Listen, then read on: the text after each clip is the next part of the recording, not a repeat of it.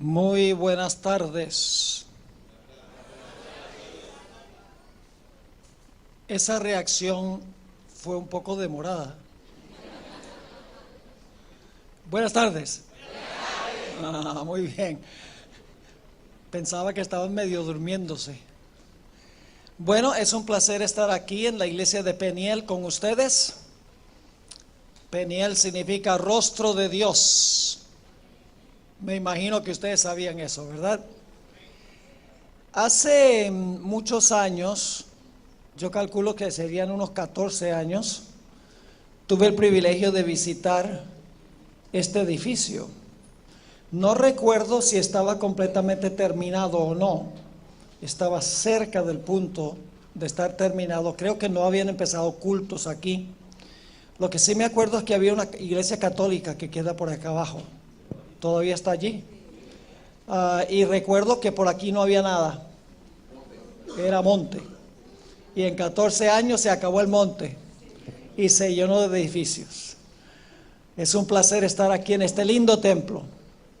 Un templo precioso, con gente preciosa también. Esta tarde vamos a estudiar varias historias de la Biblia que enseñan una lección muy importante, y es que debemos distinguir entre lo que es santo y lo que es común. Pero antes de estudiar, vamos a pedir la bendición del Señor para que Dios nos acompañe y nos abra la mente y el corazón. Padre Celestial, venimos a ti esta tarde para agradecerte por las bendiciones que has derramado sobre nosotros. Te damos gracias porque podemos reunirnos libremente, sin ningún estorbo, para abrir tu palabra y estudiarla. Sabemos, Señor, que ese privilegio se va a terminar, probablemente muy pronto. Queremos aprovechar este tiempo de relativa paz. Te pedimos, Señor, que al abrir tu palabra, tu Santo Espíritu se manifieste en este lugar. Danos claridad de pensamiento, corazones abiertos, y danos poder para poder distinguir entre lo que es común y lo que es santo. Te damos gracias por escuchar esta oración. Te lo imploramos en el precioso nombre de Cristo, nuestro amante Salvador. Amén. Quiero invitarles a abrir sus Biblias conmigo al libro de Génesis. Vamos a leer para comenzar el capítulo 2 y los versículos 15 al 17. Génesis 2, 15 al 17. Es un pasaje muy bien conocido. Es el caso de Dios quien está hablando con nuestros primeros padres, con Adán y Eva. Dice allí: tomó pues Jehová Dios al hombre y lo puso en el huerto de Edén para que lo labrara y lo guardase. Y mandó Jehová Dios al hombre diciendo: de todo árbol del huerto podrás comer. Es decir, Dios estaba diciendo: de todo árbol del huerto tú puedes participar, es para tu uso diario.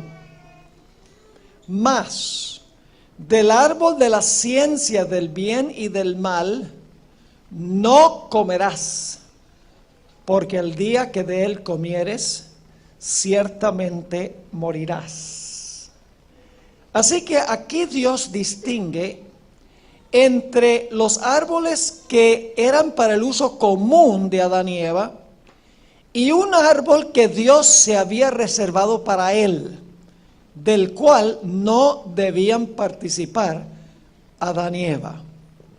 Todos los árboles eran comunes para uso personal, pero uno había sido apartado por Dios y el hombre no debía participar de él. Creo que así, desde el mismo comienzo, Dios estaba tratando de enseñarle a nuestros primeros padres la diferencia entre lo que es común y lo que es santo, o lo que está apartado solo para Dios. Tenemos otro ejemplo. Hay muchos ejemplos en realidad, pero otro ejemplo que quiero compartir es la experiencia del pueblo de Israel cuando conquistaron la ciudad de Jericó. Ustedes saben que cuando estaban a punto de conquistar esta ciudad, Dios le dijo al pueblo de Israel que no se poseyeran de nada de lo que estaba en la ciudad. No tomaran nada del oro, nada de la plata, nada de los mantos costosos, nada de lo que estaba en la ciudad de Jericó podía el pueblo tomar para ellos, para su uso. Y la razón es muy sencilla. Las cosas que estaban en Jericó eran el diezmo de la tierra que le pertenecía a Dios. Es decir, después Dios les dijo que cuando despojaran a otras naciones, otras ciudades, podían ellos quedarse con las cosas que encontraban en esas ciudades. Pero Jericó, nada, porque Jericó era el diezmo de la tierra, la primera ciudad que ellos conquistaron. Noten Josué 6:19, a donde se establece este principio. Josué 6 y el versículo 19. Dice Dios al pueblo: mas toda la plata y el oro y los utensilios de bronce y de hierro sean consagrados a Jehová y entren en el tesoro de Jehová. Es decir, este era el diezmo de la tierra, era santo, consagrado a Dios y debía usarse solamente para el servicio del templo de Dios, para el servicio del santuario de Dios. Después, como les mencioné, en otras ciudades, el pueblo, Dios le dio permiso de tomar oro y plata y lo que encontraban en esas ciudades, pero no esta, porque era la primera, era el diezmo de la tierra. Y ustedes conocen la historia. Hubo un hombre que decidió apropiarse de algunas de las cosas que estaban en la ciudad de Jericó. ¿Cómo se llamaba ese hombre? Acán. No solo era ladrón, sino que estaba robando la porción que le pertenecía a Dios, para el templo de Dios. Estaba robando lo que era santo, lo que estaba apartado para Dios. Ahora, en la Biblia nos dice que Dios instruyó a los sacerdotes de que debían hacer una distinción entre lo que es santo y lo que es común, lo que es para nuestro uso y lo que ha sido separado para el servicio de Dios. Noten Éxodo 28 y el versículo 36. El sumo sacerdote era el máximo líder espiritual en Israel, bajo, claro, el liderazgo de Dios. Y como el sumo sacerdote era el máximo ejemplo del pueblo, el ejemplo visible, Dios quiso enseñarle a Israel a través del sumo sacerdote la santidad de Dios. En Éxodo 28:36 menciona una parte de la vestimenta del sumo sacerdote. Era una mitra que tenía el sumo sacerdote sobre su cabeza.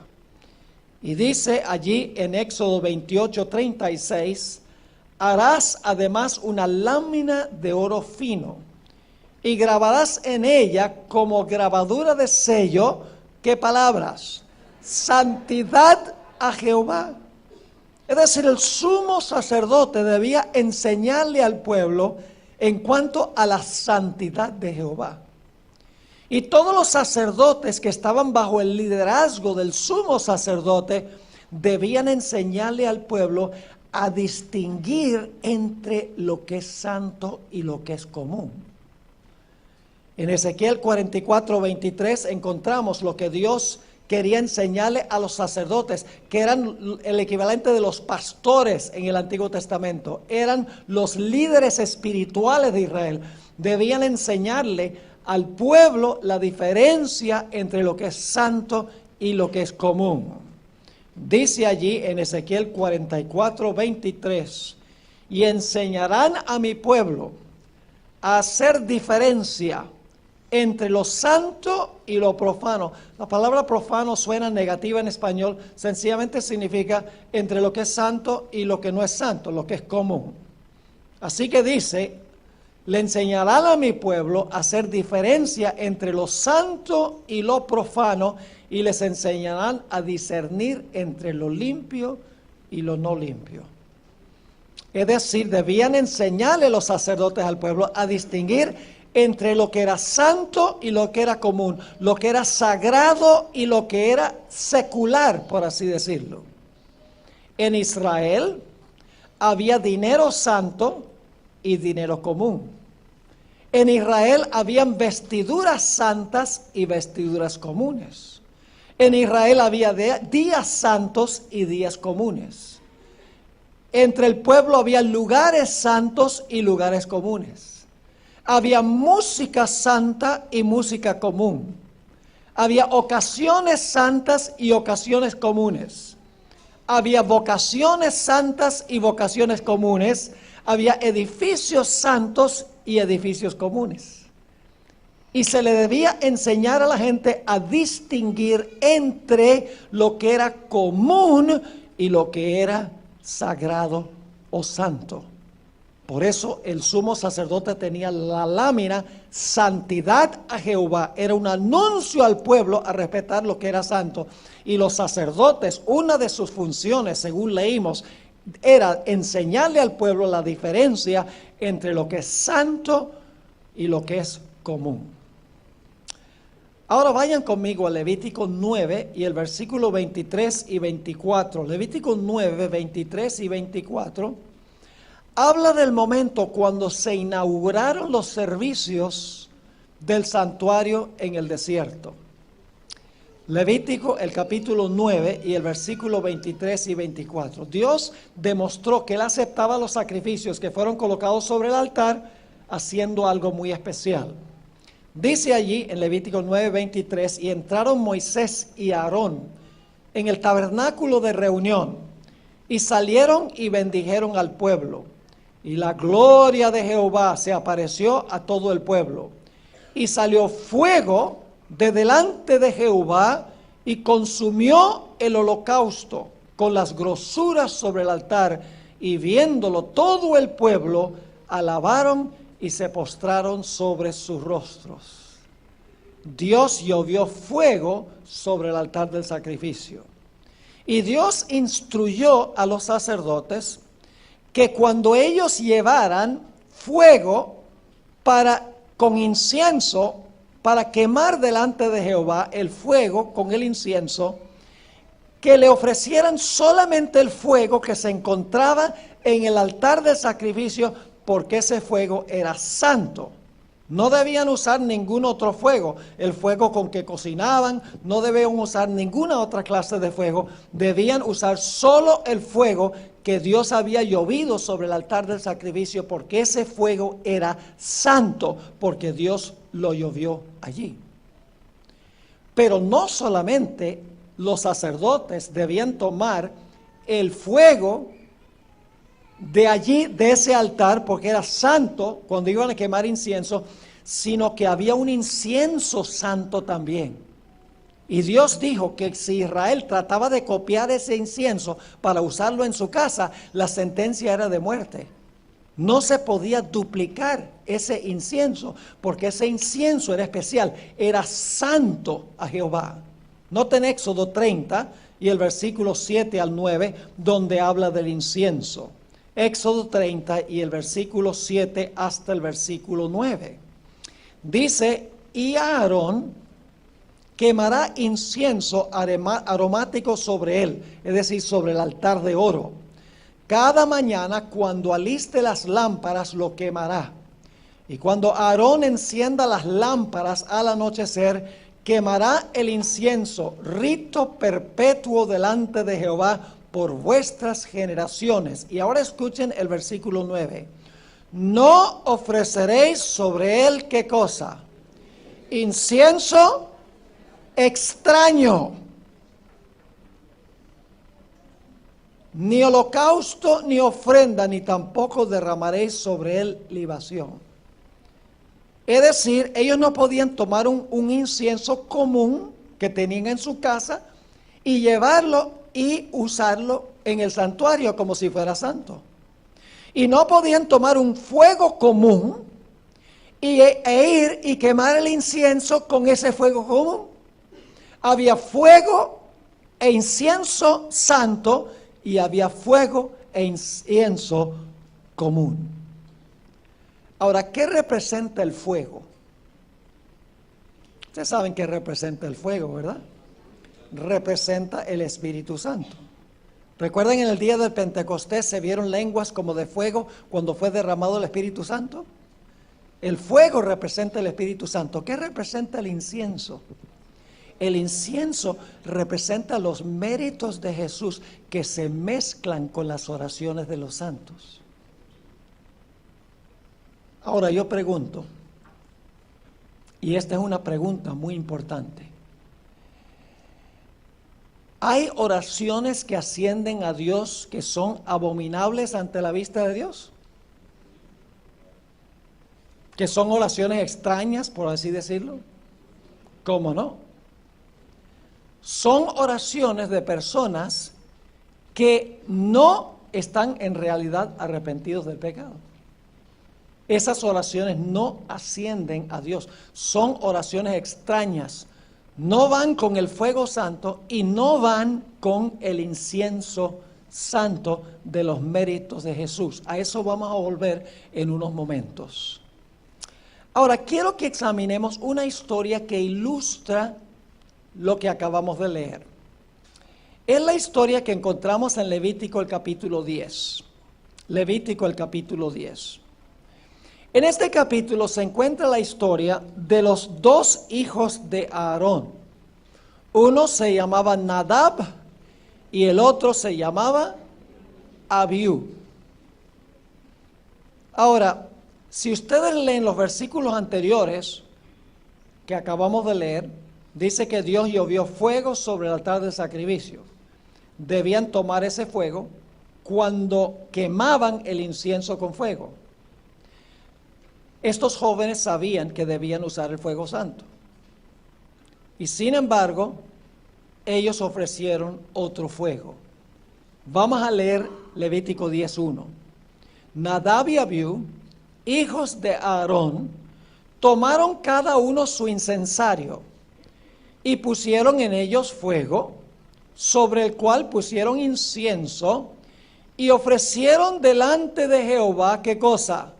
Fuego extraño. ¿Ellos sabían que no debían ofrecer ese fuego? Sí, porque dice, era fuego que él nunca les mandó. ¿Sabían ellos qué clase de fuego era santo y se debía ofrecer? ¿Cómo no? ¿Y qué le ofrecieron? Otro fuego. Y alguno podría decir, pero pastor, ¿acaso fuego no es fuego? Yo pregunto, si ustedes hubieran examinado el fuego que usaron Nadab y Abiú y el fuego que estaba sobre el altar, ¿los dos fuegos quemaban? Sí. ¿Los dos fuegos tenían las mismas propiedades químicas? ¿Los dos fuegos se veían igual? Sí, se veían igual. Y sin embargo Dios dijo, los fuegos no son iguales. El fuego que ustedes tienen es fuego común en su casa, pero ustedes me van a ofrecer este fuego específicamente del altar del sacrificio.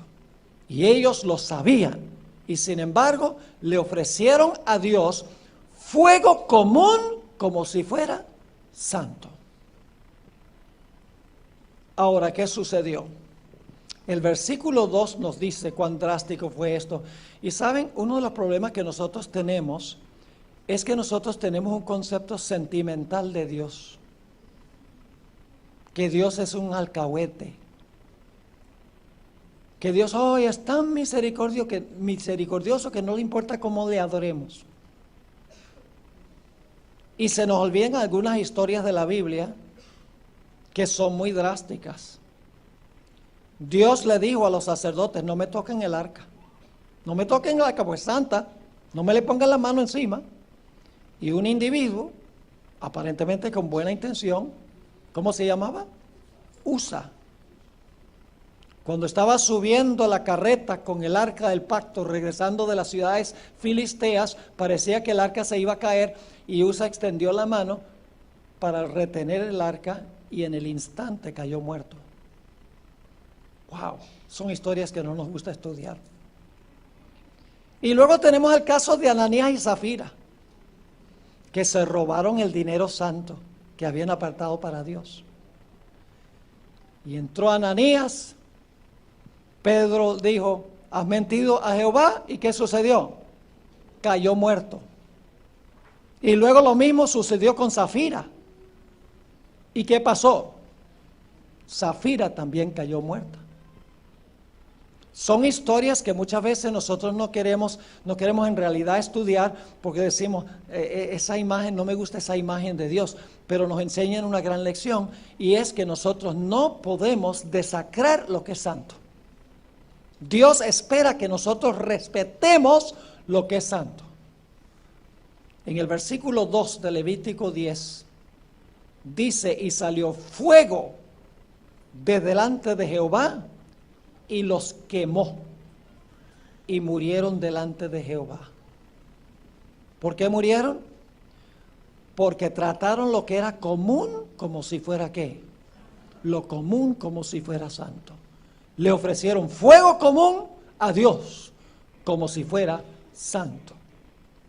Ahora en el versículo 3, el Señor Jesucristo, ahora Dios en este versículo, en realidad el que está hablando en el Antiguo Testamento es Jesús, el que está dando todas estas instrucciones, le dice a Moisés y a Aarón algo muy importante después que mueren los dos jóvenes. Se encuentra en el versículo 3. Entonces dijo Moisés a Aarón, esto es lo que habló Jehová, diciendo, en los que a mí se acercan me santificaré. En realidad el hebreo dice, en los que a mí se acercan seré reconocido como santo. Los que se acercan a mí deben reconocerme como santo, es lo que está diciendo Dios. Y en presencia de todo el pueblo seré glorificado, es decir, deben glorificarme. Y Aarón cayó. Es decir, Dios estaba diciendo, mire, los que se acercan a mí deben acercarse reconociendo que yo soy santo y deben obedecer las pautas que yo he establecido. Ahora leamos los versículos 4 hasta el versículo 7. La cosa se complica. Y llamó Moisés a Misael y a Elzafán, hijos de Uziel, tío de Aarón, y les dijo, acercaos y sacad a vuestros hermanos de delante del santuario, fuera del campamento. Y ellos se acercaron, y este fuego que los quemó es un fuego muy extraño, un fuego raro, porque el fuego mató a los muchachos, pero sus túnicas estaban intactas, y sus cuerpos estaban intactos, como si hubieran sido consumidos por dentro. Dice entonces Moisés, dijo, versículo 5, ellos se acercaron y los sacaron con sus túnicas fuera del campamento, como dijo Moisés. Entonces Moisés dijo a Aarón y a Eleazar e Itamar sus hijos, no, ahora les va a decir, no lloren a estos muchachos, no derramen ni una sola lágrima por la muerte de estos muchachos. Y eso suena muy drástico. Pero ¿qué hubiera sucedido si Moisés y Aarón empiezan a llorar? Hubieran dado la impresión de que estaban ¿qué? Simpatizando con los muchachos. Así que dicen, no descubráis vuestras cabezas, ni rasguéis vuestros vestidos en señal de duelo para que no muráis, ni se levante la ira sobre toda la congregación. Pero vuestros hermanos, toda la casa de Israel, sí se lamentarán por el incendio que Jehová ha hecho. Había sido violada la santidad de Dios. Ni saldréis de la puerta del tabernáculo de reunión, porque moriréis, por cuanto el aceite de la unción de Jehová está sobre vosotros. Y ellos hicieron conforme al dicho de Moisés. Y suena drástico. Dios le dice, no lloren a estos muchachos, porque si ustedes lloran a estos muchachos, ustedes están mostrando simpatía para con ellos. Ahora necesitamos preguntarnos, ¿por qué razón es que Nadab y Abiú sabiendo que Dios había dicho que debían usar el fuego santo del altar, ¿de dónde salió la idea en la mente de ellos de que podían ofrecer fuego común y corriente, fuego de su casa, para quemar el incienso? ¿De dónde sacaron esa idea y por qué hicieron eso? La respuesta es que estaban intoxicados. Es decir, el vino que tomaron no les permitió distinguir entre lo santo y lo común. Vamos a leerlo en Levítico 10, el versículo 8 y 9. Dice allí: y Jehová habló a Aarón diciendo: tú y tus hijos contigo no beberéis, ¿qué cosa? Vino ni sidra cuando entréis en el tabernáculo de reunión, para que no muráis. ¿Qué habían hecho Nadab y Abiú? Habían tomado vino y estaban intoxicados, se les entorpeció la mente y no fueron capaces de distinguir entre lo que es santo y lo que es común. Y luego dice: estatuto perpetuo será para vuestras generaciones. No solamente dice aquí que no debían beber vino ni sidra cuando entraran al tabernáculo, sino también nos dice por qué razón no podían hacerlo. Noten los versículos 10 y el versículo 11. Dice: no beban vino ni sidra para poder discernir, significa distinguir, entre lo que, entre lo santo y lo profano, y entre lo inmundo y lo limpio. Es decir, no debían participar de vino para que pudieran distinguir entre lo que es santo y lo que es común.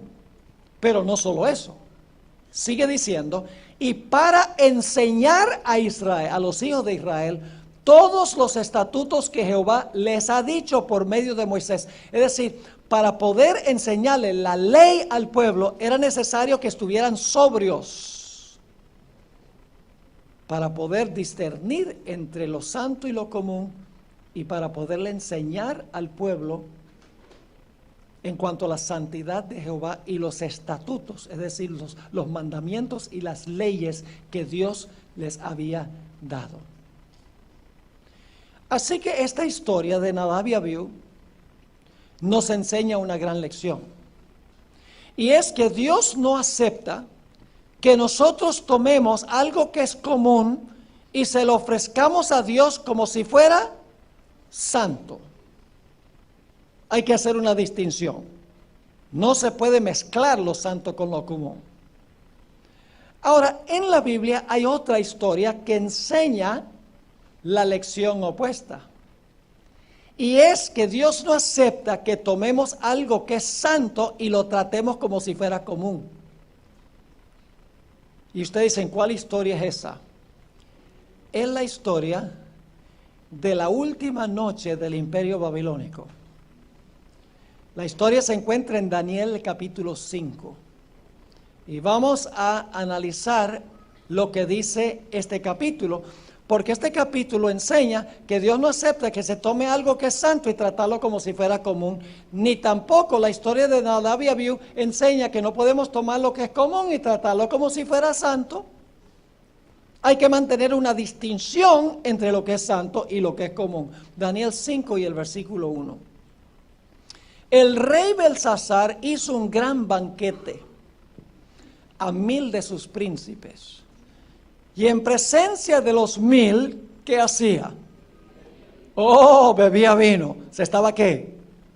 Se estaba emborrachando. Ahora, como estaba bebiendo vino, encontramos que él no fue capaz de distinguir entre lo santo y lo común. Tomó algo que era santo y lo trató como si fuera común. Versículo 2. Belsasar, con el gusto del vino, mandó que trajesen los vasos de oro y de plata que Nabucodonosor su padre había traído del templo de Jerusalén. ¿Eran santos esos vasos? Eran santos, pero ¿para qué los iba a usar Belsasar? Para echar vino común. Y dice, para que bebiesen en ellos el rey y sus grandes, sus mujeres y sus concubinas. Noten el versículo 3. Entonces fueron traídos los vasos de oro que habían traído del templo de la casa de Dios, ni más ni menos, que estaba en Jerusalén, y bebieron en ellos el rey y sus príncipes, sus mujeres y sus concubinas. Y ahora quiero que noten algo muy interesante. Belsasar estaba bebiendo vino, no fue capaz de distinguir lo que era santo, toma lo que es santo y lo usa con propósitos comunes, y eso lleva a la idolatría y la falsa adoración. Noten el versículo 4. Bebieron vino. ¿Y qué hicieron cuando bebieron vino? Y alabaron a los dioses de oro y de plata, de bronce, de hierro, de madera y de ¿qué? Y de piedra. Hay un proceso aquí. El beber vino de Belsasar no le permitió distinguir entre lo santo y lo común. Tomó lo santo y lo trató como si fuera común. Y el resultado fue la idolatría y la falsa adoración. Ahora vamos al capítulo 5 y vamos a leer los versículos 18 al 23. Porque alguien podría decir, bueno, Belsasar era un rey pagano. Él no tenía ese concepto de la diferencia entre lo que es santo y lo que es común. Así que no se le puede culpar mucho a Belsasar porque era un rey pagano. ¿Sabía Belsasar de dónde habían venido esos vasos? ¿Y que eran santos? Claro que lo sabía. Noten el versículo 18. El Altísimo Dios, aquí Daniel viene y habla con el rey. El Altísimo Dios, oh rey, dio a Nabucodonosor tu padre el reino y la grandeza, la gloria y la majestad. Y por la grandeza que le dio, todos los pueblos, naciones y lenguas temblaban y temían delante de él. A quien quería mataba y a quien quería daba vida. Engrandecía a quien quería y a quien quería humillaba. Mas cuando su corazón se ensoberbeció y su espíritu se endureció en su orgullo, fue depuesto del trono de su reino y despojado de su gloria. ¿Recuerdan los 7 años en que se comportó como un loco? Y fue echado de entre los hijos de los hombres, y su mente se hizo semejante a la de las bestias, y con los asnos monteses fue su morada. Hierba le hicieron comer como a buey, y su cuerpo fue mojado con el rocío del cielo, hasta que reconoció que el Altísimo Dios tiene dominio sobre el reino de los hombres y que pone sobre él al que le place. Y ahora escuchen. Y tú, su hijo Belsasar, no has humillado tu corazón sabiendo todo esto. ¿Conocían la historia? Oh, conocía la historia, claro que sí. ¿Era culpable entonces? ¿Cómo no? Así que dice, no has humillado tu corazón sabiendo todo esto, sino que contra el Señor del cielo te has ensoberbecido e hiciste traer delante de ti los vasos de su casa. Y tú y tus grandes, tus mujeres y tus concubinas bebisteis vino en ellos. Han tomado los vasos sagrados dedicados a Jehová y los usan para beber vino. Y luego dice, además de esto, diste alabanza a dioses de plata y oro, de bronce, de madera y de piedra, que ni ven, ni oyen, ni saben, y al Dios en cuya mano está tu vida y cuyos son todos tus caminos, nunca honraste. Así que tenemos en estas dos historias, la historia de Nadab y Abiú y la historia del banquete de Belsasar, dos grandes verdades, dos grandes lecciones. Y es que Dios no acepta que se tome algo que es común y se le ofrezca a Dios como si fuera santo. Ni tampoco acepta que se tome algo que es santo y que se le trate como si fuera común. Hay que distinguir entre lo santo y lo común. Se le ofrece a Dios lo que es santo y uno puede participar de lo que es común. Ahora vamos al final de la historia. Porque esta historia, estas dos historias, encontramos que tiene implicaciones al final de la historia. Vayan conmigo a Apocalipsis 17 y vamos a leer los versículos 1, 2 y el versículo 4 y 5. Apocalipsis 17, 1 y 2 y luego los versículos 4 y 5. Dice allí: vino entonces uno de los 7 ángeles que tenía las 7 copas y habló conmigo diciéndome: ven acá y te mostraré la sentencia contra quién. Contra la gran ramera. Ahora paremos un momento allí. ¿Qué representa una mujer simbólicamente en las profecías? Representa una iglesia. Así que aquí tenemos qué clase de iglesia. Es una mujer ramera, así que es una iglesia que se ha prostituido. Es una iglesia que ha caído, una iglesia apóstata, en otras palabras. Y dice que la ramera está sentada ¿sobre qué? Sobre muchas aguas. ¿Y qué son las muchas aguas? El versículo 15 dice: muchedumbres, naciones, lenguas y pueblos. Es decir, las aguas son simbólicas, representan aquellas personas sobre las cuales domina esta iglesia apóstata. Pero no termina la historia allí. Con la cual han fornicado los reyes de la tierra. Es decir, tiene un vínculo con los poderes políticos del mundo, esta iglesia apóstata. Es decir, se hizo apóstata porque fornica con los poderes políticos del mundo, está metido en la política, en otras palabras. Sigue diciendo, y esta es la parte que quiero recalcar, con la cual han fornicado los reyes de la tierra, y los moradores de la tierra se han ¿qué? Embriagado con el vino de su fornicación. ¿Qué es lo que le da la ramera a la gente? Le da vino. Y no crean ustedes que esto es jugo de uva. Este vino es vino fermentado. ¿Y qué hace cuando los moradores de la tierra beben el vino? Se emborrachan. Ahora, ¿cuál es el nombre de esta ramera? Aquí está la conexión con lo que vimos en Daniel 5. Noten el versículo 4. Y la mujer estaba vestida de púrpura y escarlata, y adornada de oro, de piedras preciosas y de perlas. Es decir, es una iglesia apóstata que tiene mucho oro, plata, piedras preciosas, vestiduras lujosas. Y tenía en la mano un cáliz de oro, lleno de abominaciones y de la inmundicia de su fornicación. Y en su frente un nombre escrito, un misterio. ¿Qué nombre tiene?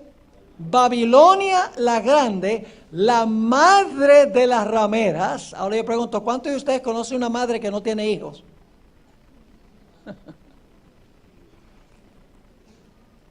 Yo conozco mujeres que no tienen hijos, pero no conozco ni una sola madre que no haya tenido hijos. Es decir, esta iglesia ramera, hijas nacieron de ella en algún momento posterior a su historia. ¿Cuáles iglesias salieron de la iglesia romana? Las iglesias protestantes, que ahora están regresando a mamá. Si han estado viendo las noticias, una por una las iglesias protestantes están volviendo a la madre, de donde salieron. Así que dice, en su frente un nombre escrito, un misterio, Babilonia la Grande, la madre de las rameras y de las abominaciones de la tierra. Ahora quiero leerles una cita que encontramos en el libro El conflicto de los siglos, a donde ella describe lo que es el vino. Este vino no es literal. Lo que es literal en el Antiguo Testamento llega a ser simbólico al final de la historia. El vino es un símbolo. El vino representa falsas enseñanzas o falsas doctrinas. Y cuando se le da a la gente esas falsas doctrinas, ¿qué pasa con la gente? La gente se emborracha y no es capaz de distinguir entre lo que es ¿qué? Entre lo que es santo y lo que es común.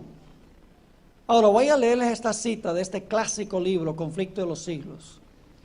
Cuando se levantan maestros verdaderos para explicar la palabra de Dios, se levantan también hombres de saber, ministros que profesan comprender las Santas Escrituras, para denunciar la sana doctrina como si fuera herejía, alejando así a los que buscan la verdad.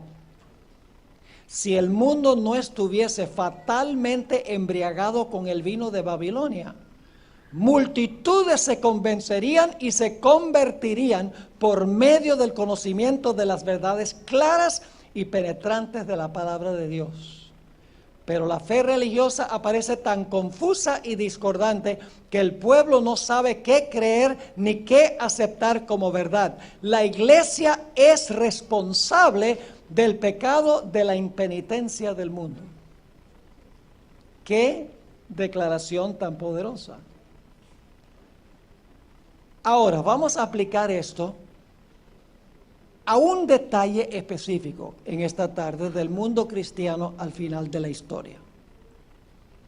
Yo pregunto, según la Biblia, ¿cuál es el día de reposo que Dios estableció? ¿Y cuál día de la semana es el sábado? El séptimo día. No le hagan caso a ese programa de televisión Séptimo Día, porque se lo presentan el domingo como si fuera el séptimo día. El domingo no es séptimo día. Y ustedes dicen, ¿cómo sabemos eso? Porque Jesús resucitó el primer día, no resucitó el séptimo. Así que si el domingo es el séptimo día, entonces ese no es el día que resucitó Jesús, porque la Biblia dice que Jesús resucitó el primero, no el séptimo. El séptimo día es lo que nosotros llamamos hoy sábado. Hoy es el séptimo día sábado. Y algunas personas dicen, pero pastor, ¿cómo sabe usted que el sábado de hoy es el mismo sábado de los días de Jesús? Y yo digo una buena pregunta. Y les pregunto, déjenme preguntarles una cosa. ¿Cuál día de la semana guardan ustedes? El domingo. ¿Y por qué? Porque ese día resucitó Jesús. Le digo, entonces tú dices que tú guardas el domingo hoy porque ese día resucitó Jesús. Sí. Entonces yo les digo, pues si el domingo de hoy es el mismo domingo de resurrección, el sábado es el mismo sábado. Porque usted no puede decir que el domingo hoy es el domingo de resurrección y no puede decir que el sábado antes del domingo no es el mismo sábado. Es el mismo sábado. Y entonces la gente dice, pero ¿cómo sabe que el sábado de los días de Jesús es el mismo sábado de la creación? Y yo les digo, eso es muy sencillo contestarlo también. Porque el creador del sábado fue Jesús. Y Él guardó el mismo sábado de hoy. Y si Él fue el creador del sábado, no iba a guardar el día equivocado. Es una excusa para no guardar el santo sábado. El cuarto mandamiento dice, 6 días trabajarás y harás toda tu obra, mas el séptimo día es sábado de Jehová tu Dios. Es un día santo. Yo pregunto, ¿los primeros 6 días qué clase de días son? Comunes. ¿El séptimo día qué es? El séptimo día es santo. Y sin embargo, ¿qué hace el mundo cristiano? El mundo cristiano toma un día común y se lo presenta a Dios como si fuera santo. Y el día santo de Dios lo toman y lo presentan como si fuera ¿qué? Como si fuera común. Si Dios acepta eso, va a tener que pedirle perdón a Nadab y Abiú.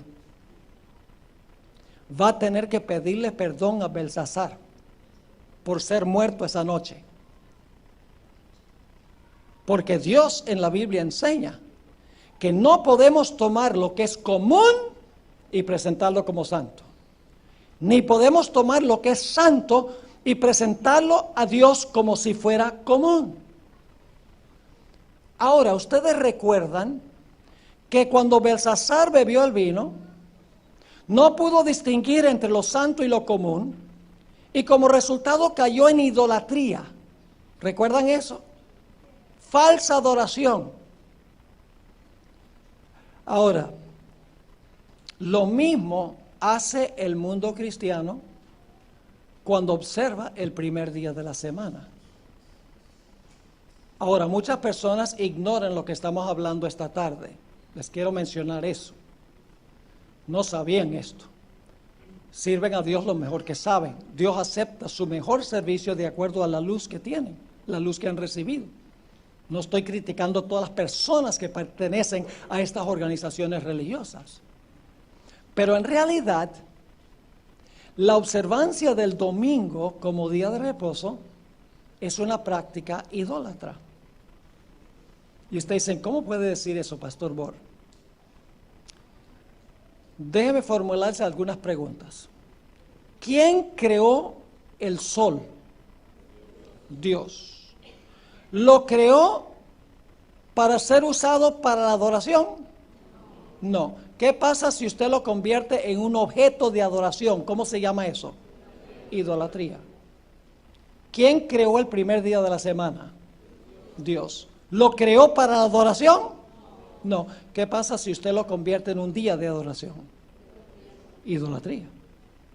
Porque cualquier cosa que el hombre hace para la adoración, que Dios no hizo para la adoración, es idolatría.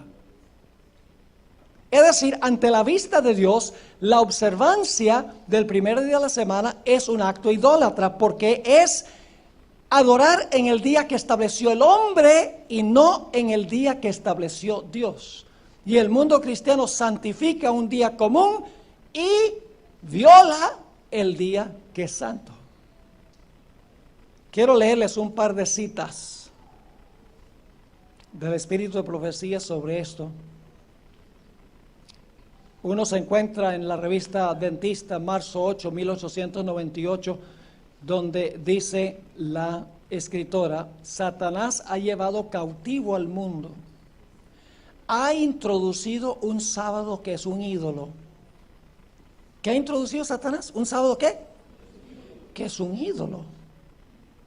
Y aparentemente le ha dado mucha importancia. Le ha robado al sábado del Señor el homenaje del mundo cristiano y se lo ha dado a este sábado ídolo. El mundo se inclina ante una tradición, un mandamiento creado por los hombres. Así como Nabucodonosor levantó la imagen de oro en la llanura de Dura, así Satanás se ha exaltado a sí mismo en este falso sábado que ha hurtado de la librea del cielo. Ahora, esta mañana yo presenté un tema en la iglesia central donde yo mencionaba al Papa Francisco I. El Papa Francisco I, al igual que Juan Pablo II, ambos han dicho abiertamente en sus escritos y en sus charlas que el relato de la creación no se puede tomar literalmente. Es decir, la creación no ocurrió como dice Génesis 1 y 2. Ellos dicen que esa es una historia simbólica.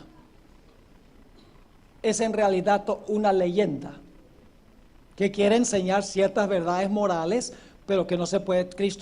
Dios no usó 6 días literales y descansó el día séptimo literal. Lo han dicho abiertamente. Es más, el Papa Francisco I dice que el universo llegó a existir por un Big Bang. ¿Han oído hablar de esa teoría? Esa explosión. Y entonces empezó el proceso de evolución. Es decir, según los dos papas, Juan Pablo II y Francisco I, el hombre no llegó a existir porque Dios creó al hombre perfecto y luego pecó y necesitaba la redención. El hombre ha llegado a existir por un largo proceso de evolución que ha durado millones y millones de años. Ahora le pregunto, ¿qué sucede con el sábado si la historia de la creación no es literal? Desaparece el sábado. Porque la observancia del sábado depende de que la creación, el relato de la creación sea literal. Si no hubo 6 días de trabajo y un día de descanso, entonces Dios no puede decirnos a nosotros, trabaja 6 y descansa el séptimo. ¿Qué pasa con el matrimonio que estableció Dios entre un hombre y una mujer? Eso también se basa en el relato de la creación. Varón y hembra los creó. ¿Qué sucede con el matrimonio que estableció Dios? Desaparece. Y entonces el hombre puede decir, mire, se puede casar una mujer con una mujer y un hombre con hombre, no hay ningún problema, porque esa historia de Génesis, eso no ocurrió realmente. Porque el hombre ha olvidado el relato de la creación y ha rechazado el relato de la creación, trata de cambiar lo que Dios estableció. ¿Y saben qué más estableció Dios en la creación? Una dieta vegana. Y los adventistas son muy inconsistentes. Porque los adventistas decimos, hay que guardar el sábado. Y decimos, ¿por qué razón? Porque Dios lo hizo en la creación. Dicen, el matrimonio tiene que ser entre un hombre y una mujer. ¿Por qué? Porque Dios lo hizo en la creación. Pero Dios también en la creación dijo, come frutas y come nueces. Pero ese no se aplica. Pero es parte del plan de la creación. Porque Dios sabe que es la dieta más saludable. Dios quiere que estemos saludables, no quiere que estemos enfermos. Por eso Dios dice, por ejemplo, no comas carne de chancho. No comas carne de puerco. Hermanos, es que nada más el nombre, los nombres que tiene, cochino, marrano, puerco, les dice qué es. Es un animal sucio, nunca fue hecho para el consumo humano. Y sin embargo, ¿qué dicen los cristianos? La oración santifica el chancho. Dios no santifica por la oración lo que maldijo. Tenemos que ser consecuentes. Leo otra cita.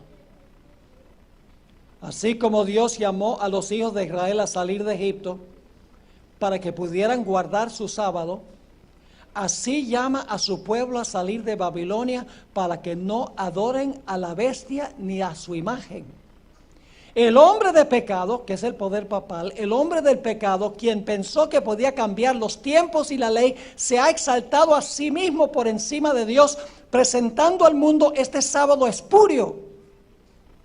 El mundo cristiano ha aceptado este hijo del papado y lo ha acunado y alimentado, desafiando así a Dios al quitar su monumento conmemorativo y estableciendo un sábado rival.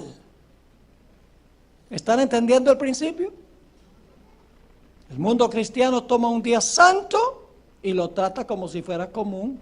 Todo el mundo va a comprar y la gente va a ver partidos de fútbol, la gente hace todo lo que hace en la vida secular. Y entonces toman un día común, el primer día de la semana, y dicen, este día es santo. Dios no ha santificado el domingo, ni ha eliminado el sábado. Ahora, otra cosa que dice el Papa Francisco I, ustedes saben que él es abogado por 3 causas, estas las mencioné al comienzo de mi sermón esta mañana en la iglesia central. Donde quiera que va, el Papa enfatiza 3 cosas.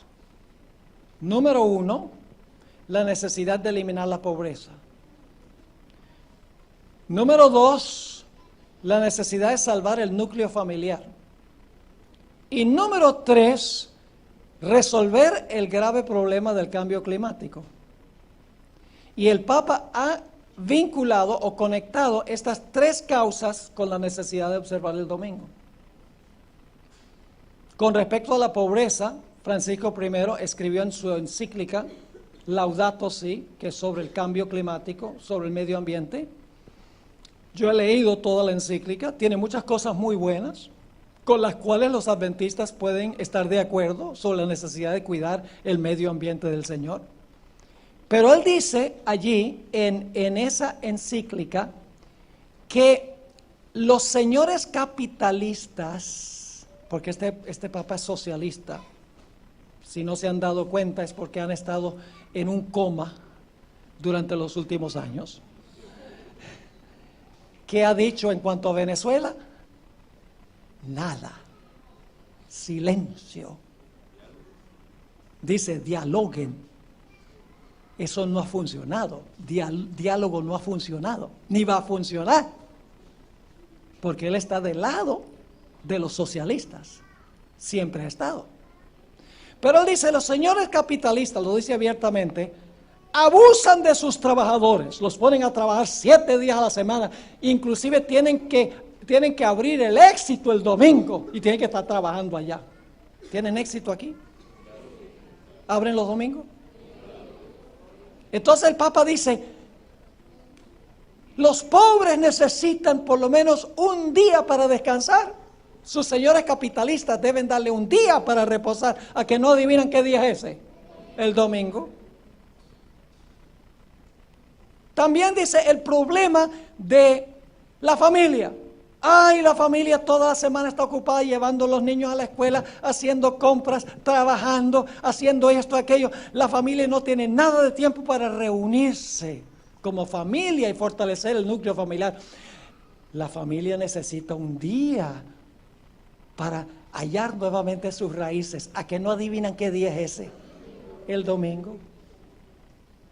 El Papa escribió en su encíclica: el cambio climático es un problema grave porque abusamos del medio ambiente. 7 días a la semana estamos abusando del medio ambiente. El medio ambiente necesita por lo menos un día de reposo y de descanso. ¿A que no adivinan qué día es ese? El domingo. Ahora escuchen. Esto significa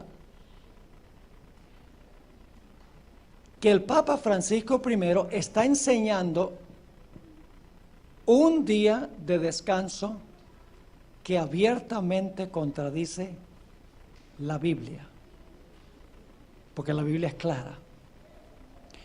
En el conflicto final en este mundo, el conflicto va a ser entre el sello de Dios y la marca de la bestia.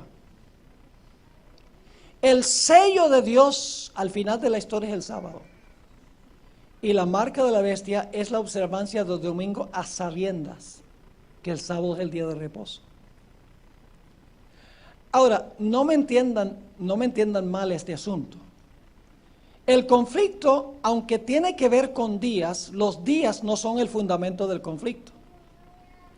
El fundamento del conflicto es cuál autoridad acepta usted. Si usted guarda el sábado como día de reposo, ¿qué autoridad está aceptando? La autoridad de Dios, que fue el que creó el día. Es decir, detrás de la observancia del día está la obediencia a Dios, el respeto a la autoridad que creó el sábado como día de reposo. Y si usted guarda el domingo, ¿cuál autoridad está aceptando? La autoridad del papado que dice nosotros cambiamos el día. Jesús dijo: en vano me honran enseñando por preceptos mandamientos de hombres. Ahora, hemos hablado de lo que pasa con el mundo cristiano. Hablemos un poquito más de los adventistas ahora. Repartamos por parejo. Los adventistas nos hemos vuelto muy descuidados en la forma como tratamos lo que es sagrado.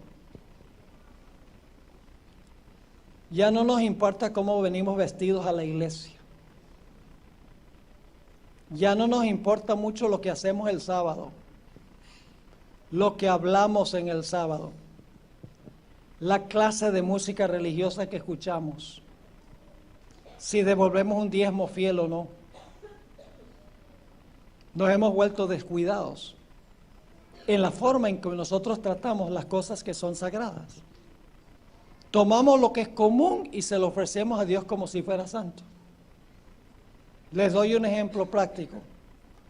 Un ejemplo que me ha ganado enemigos. Yo pregunto, ¿la salsa fue hecha para la iglesia? La música, la salsa, la música jazz, la música rock, el reggaetón, ¿fue hecho para la iglesia? ¿Para dónde fue hecho? Para el mundo. Pero ¿qué ha hecho? No solo el mundo, sino en algunas de nuestras propias iglesias. Usan esa música. Y dicen, lo que hay que hacer es distinguir la letra. No debemos mezclar letra sagrada con letra común, pero sí podemos tomar música común y mezclarla con música sagrada. Hermanos y hermanas, hay música que es aceptable a Dios para la adoración. Debe ser diferente que la música del mundo. Y claro, la letra también debe ser diferente a la letra del mundo. Debemos hacer una distinción, en otras palabras, entre lo que es santo y lo que es común en toda esfera de nuestra vida. Lo mismo sucede con el diezmo. Si todos los fieles de la iglesia adventista estuvieran devolviendo un diezmo fiel, habría tanto dinero en la iglesia que el presidente Torres tendría que decirle a los miembros: por favor, no traigan más dinero. El banco no tiene capacidad para recibirlo, como en los días de Moisés. Pero hay un alto porcentaje de miembros de la iglesia que no están diezmando, y algunos que están diezmando no completo. Estamos tratando el dinero sagrado de Dios y usándolo con propósitos comunes. Ese es el mismo pecado que cometieron Nadab y Abiú. Ahora, ¿les quedó claro la lección que estudiamos esta tarde? Muy sencillo, no es complicado.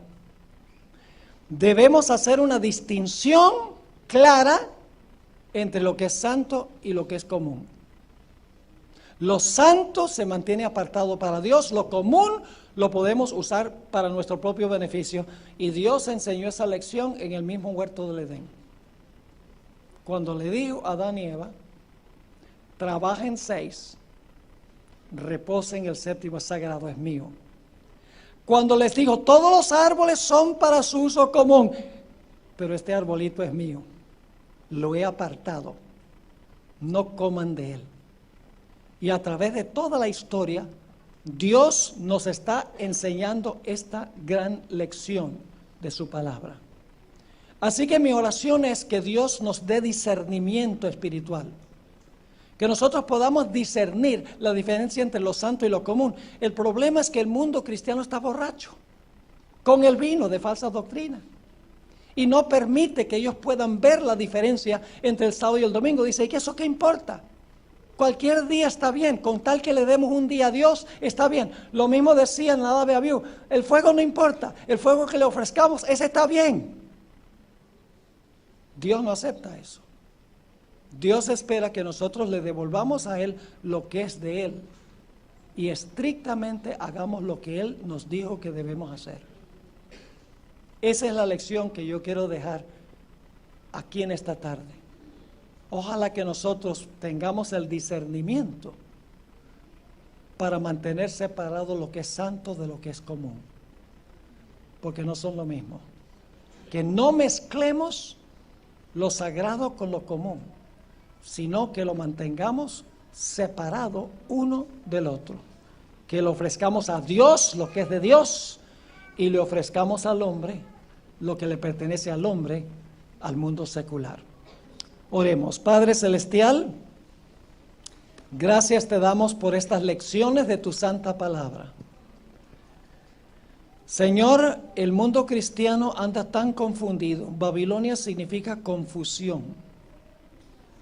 Así como un borracho bebe vino y se confunde todo, el mundo cristiano ha bebido la falsa doctrina. Y el mundo cristiano en gran medida está confundido en cuanto al día de reposo. Pero en nuestra propia iglesia, Señor, a veces no hacemos distinción entre lo que es santo y lo que es común. Nosotros tenemos que aprender también a tratar lo santo como santo y lo común como lo que es común. Danos discernimiento para poder hacerlo. Dale discernimiento también a los que están presentes aquí, que no son miembros de la iglesia adventista. Ayúdale, Señor, a tomar una decisión firme de que van a obedecer tu voluntad y guardar tu santo día, no el día que fue creado por el hombre, como día de adoración.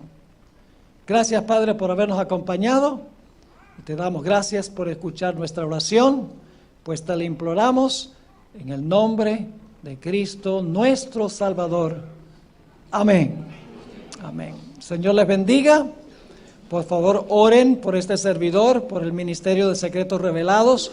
Producimos programación para televisión, muchas diferentes emisoras de televisión. Esa es nuestra misión, es proliferar el mensaje por todos los medios, todas las redes sociales, para que todo el mundo pueda conocer el mensaje especial para este tiempo. Pastor.